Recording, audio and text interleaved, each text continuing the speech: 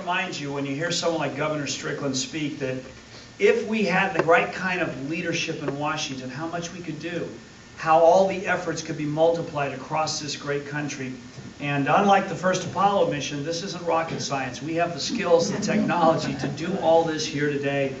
Speaking of leadership, there has been a voice in Washington for years now who's been fighting this fight long before it became popular, long before the words clean energy or greening came into the common lexicon. Jay Inslee from Washington has been someone who night and day has been focused on trying to get Washington to recognize the potential, the opportunities that lie in building a clean, green economy. When I was considering becoming chairman of the Apollo Alliance, I called my dear friend Nancy Pelosi and asked her opinion. She encouraged me to do it first, and then secondly, she encouraged me to get a hold of Jay Inslee. She said, because he's my guy and he's the Apollo guy. Jay Inslee, in fact, I will now shamelessly promote his book, has written a wonderful book with a guy named Bracken Hendricks called Apollo's Fire. It's a wonderful book talking about how Americans, with their own hands, their own brains, their own know-how, are building this clean energy economy from the ground up and how Washington can help. And to have him here today is thrilling. You know, I saw the manifest and I said, Jay Inslee, I'm going to be with him in Seattle. But he's here in Columbus. He cares about this. He's part of our national tour. Please welcome Jay Inslee.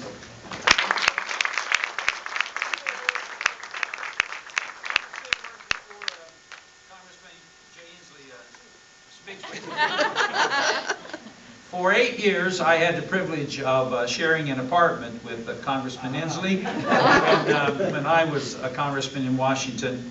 And he is truly passionate about this matter, and we're very pleased and proud to have Jay in Ohio today. Jay. Thank you, Governor. I got to tell you that probably the best thing I've ever done in public life is to talk this guy into running for governor of Ohio.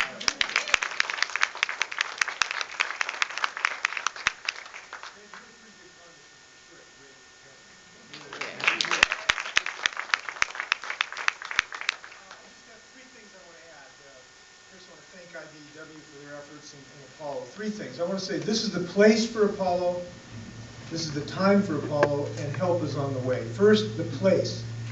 This really is the place the Apollo project, the original Apollo project, started.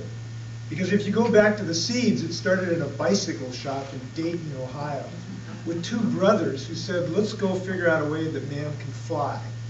And when they thought that, people thought they were frankly just nuts, just absolutely fruity. But they understood the power of human innovation and the power of optimism. The two ultimate fuels that the Apollo Energy Project are going to harness to this next great leap forward. And they understood something that Kennedy understood and an increasing number of Americans are understanding right here and across the country. I'll give you one little synopsis of what is happening in this country. We went to essentially follow Ohio to pass a renewable energy portfolio standard in Congress last year. And I was talking to one of my colleagues who didn't want to vote for it. And he was from Florida. And he said, well, we don't have renewable energy in Florida. And I said, well, how about, solar power? And he said, no, we don't have solar power in Florida. I said, I thought it said Sunshine State. License plate. He said, no, we have too many clouds. And he didn't see the opportunities with solar power. Well, 2 weeks after that conversation, the Austria Energy Company signed a contract to provide concentrated solar thermal power, zero CO2 emitting for about 200,000 customers in Florida. They just opened up their first manufacturing plant, hiring hundreds of green-collar jobs with steel and silicon in Nevada. So here we have the power of optimism, growing jobs in this country, and people starting to understand that, and Ohio gets this. Because Ohio is the perfect marriage of intellectual talent in the research and development you do in Toledo and everywhere else, with the manufacturing prowess of IBEW and the machinists and the steel workers and the iron workers are going to get this job done. Ohio is the place. Second, it is the time. And some people may think this is not the time for bold ideas like this. I think it's exactly the opposite.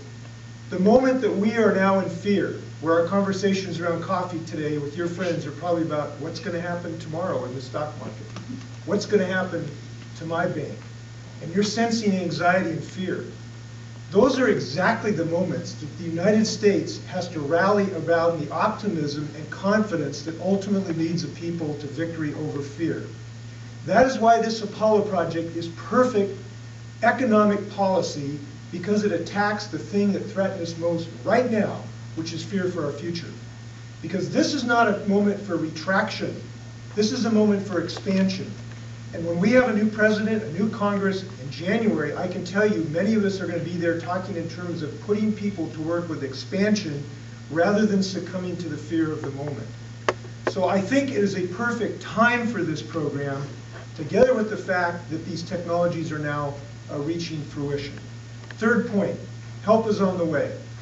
We basically have been trying to follow Ted Strickland in Congress since he got to the governor's office. And the things that he's been leading, and IBW and others have been joining on the building code issues, on the efficiency issues, on the electrical portfolio standards. These are ideas that brilliant governors like Ted have been bubbling up that are now starting to reach fruition in Washington, D.C. And I'll just give you one example. 2 weeks ago, I was successful in adding to, we had a stimulus bill we passed in the House. Didn't make it all the way through, but it's a first step. And I added a provision that created a $1 billion loan guarantee program for the manufacture domestically of electric batteries to run our plug-in hybrid cars that you see GM and Chrysler and others starting to build. Now, it is my dream that when that loan guarantee program comes into effect, and I believe it will next year, perhaps we can help build those batteries right here in Ohio. Now, that's a vision, I think, that we ought to hold and that we can make happen.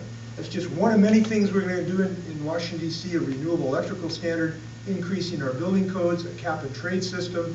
We have many, many things we're going to do. We're going to join Ohio. The cavalry's on the way. Congratulations to Ohio. Take care.